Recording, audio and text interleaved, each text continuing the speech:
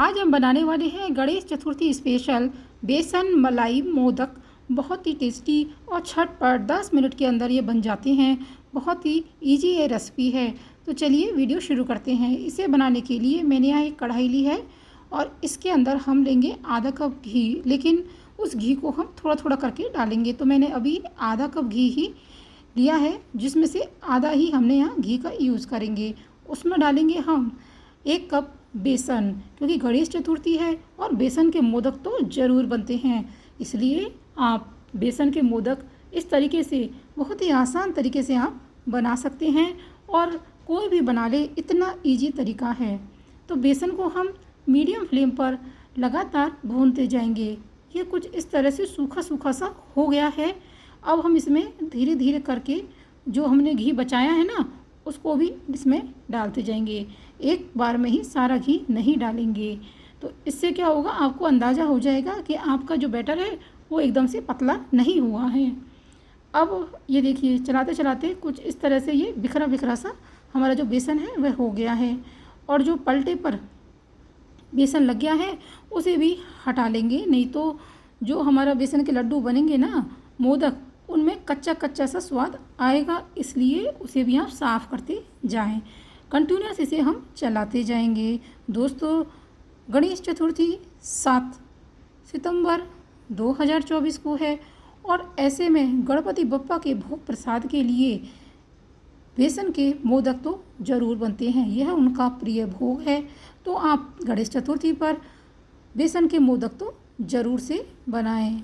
दोस्तों, आपको अगर मेरी रेसिपी थोड़ी भी पसंद आ रही है तो इसे ज़्यादा से ज़्यादा लाइक कीजिएगा, शेयर कीजिएगा और कमेंट बॉक्स में कमेंट करके ज़रूर बताइएगा आपको ये रेसिपी कैसी लगी।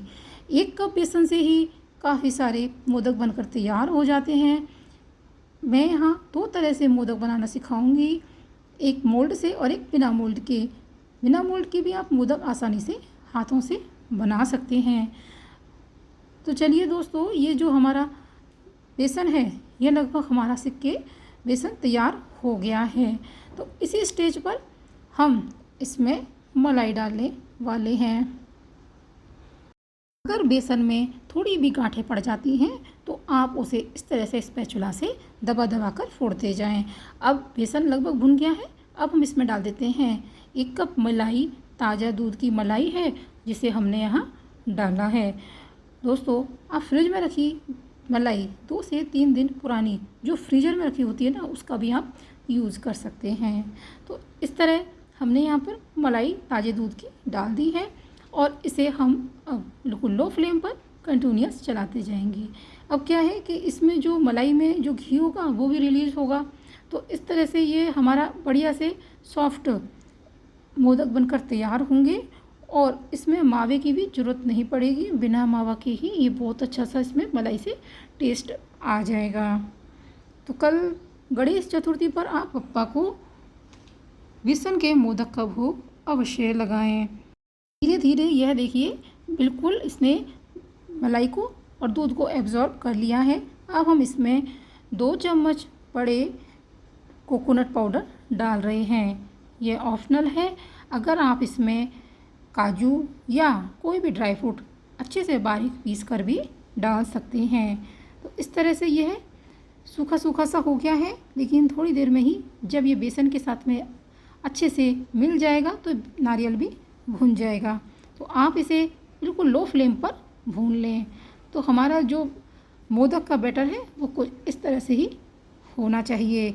अब ये देखिए, कंटिन्यूस चलाते चलाते हमें 2 से 3 मिनट हो गए हैं और बस अब हमारा बप्पा का भोग प्रसाद बहुत ही जल्दी बनने वाला है। अब क्या करेंगे दोस्तों, ये एकदम ड्राई हो गया है और अब हम गैस की फ्लेम को ऑफ़ कर देंगे और इसे ठंडा होने के लिए एक प्लेट में निकाल लेते हैं, ताकि जब हम मोदक बनाएं तो इजीली बन जाएं। जो चम्मच के अंदर बैटर लग गया है उसे भी हटा लेंगे और इस तरह से इसे एक प्लेट में निकाल लेंगे और ठंडा होने के लिए छोड़ देंगे। अगर हम गरम गरम में इसमें जो चीनी का बूरा होता है उसे मिला देंगे तो इसमें पानी सा आ जाएगा, तो ये हमारी रेसिपी ख़राब हो जाएगी। इसलिए हम इसे थोड़ा सा ठंडा होने देंगे। उसके बाद में ही हम इसमें बूरा या चीनी जो आपको पसंद हो उसे मिला सकते हैं। तो मैंने इसे प्लेट में निकाल लिया है। निकालने के बाद में ये ठंडा भी हो गया है। अब मैं इसमें 3/4 कप बूरा ऐड कर देती हूँ। जो चीनी होती है ना, उससे थोड़ा कम मीठा होता है, इसे खांड भी कहते हैं। और इसे हमने यहाँ डाल दिया है, और वैसे देसी भाषा में इसे रवा भी बोलते हैं। तो हम इसे डाल देंगे और इसे मिला लेंगे। आप चाहें तो जो ये लड्डू हैं इन्हें चीनी से भी तैयार कर सकते हैं। चीनी को पीस कर और उसका भी इस तरह से पाउडर बनाकर आप डाल सकते हैं। इसे चम्मच से चला लेंगे पहले तो। अगर आपको ज़्यादा गर्म लगता है तो इसे थोड़ा सा और ठंडा होने देंगे और फिर हम इसे हाथ से मिलाएंगे। इतने में मैंने 4 से 5 इलायची का पाउडर है उसे भी इसके अंदर डाल दिया है। अब ये लगभग ठंडा हो गया है, तो अब मैं इसे हाथ से ही मिलाऊंगी ताकि यह अच्छे से जो भूरा मिलाई है ना हमने बेसन में, वो बढ़िया ढंग से इसमें मिल जाए। तो आप इस चम्मच को हटा दें और इस तरह से हाथ से ही इसे मिक्स करने का प्रयास करें। तो इसे हम इस तरह से हाथ से मसल कर तैयार कर लेंगे। जैसे कोई आटे का डो लगाते हैं ना, वैसे ही हमें इसे तैयार करना है। तो बस अब ये हमारा मोदक बनने के लिए बैटर तैयार हो गया है। अब हम इसके मोदक तैयार करेंगे। तो दोस्तों, कल दोपहर में 11:03 से लेकर दोपहर 1:34 तक आप बप्पा को इस शुभ मुहूर्त में बेसन के मोदक का भोग अवश्य लगाएं।